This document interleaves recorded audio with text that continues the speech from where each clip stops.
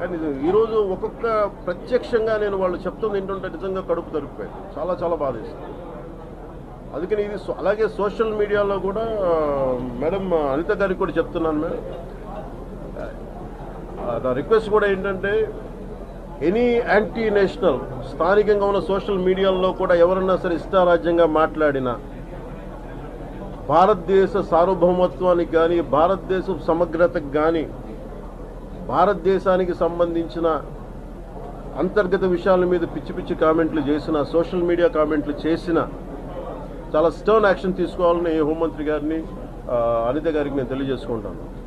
నా పరిధిలో లేదు కాబట్టి ఆవిడ పరిధిలో ఉంది కాబట్టి ఖచ్చితంగా మీరు సోషల్ మీడియాలో any anti Indian rhetoric, anti Bharat rhetoric కనుక ఉండుంటే మీరు వెంటనే చాలా తీవ్రమైన మీరు సెక్షన్లతో కేసులు మీరు నమోదు చేశారు. ఎందుకంటే మీరు ఇలాంటి సమయంలో పిచ్చి పిచ్చి ఆర్గ్యుమెంట్స్ కానీ పిచ్చి వాదనలకు కానీ ఇవన్నీ దారి తీయకుండా ఉండాలంటే ఖచ్చితంగా కొంత సోషల్ మీడియాని ఇలాంటి కట్టడి చేయాల్సిన అవసరం ఉంది.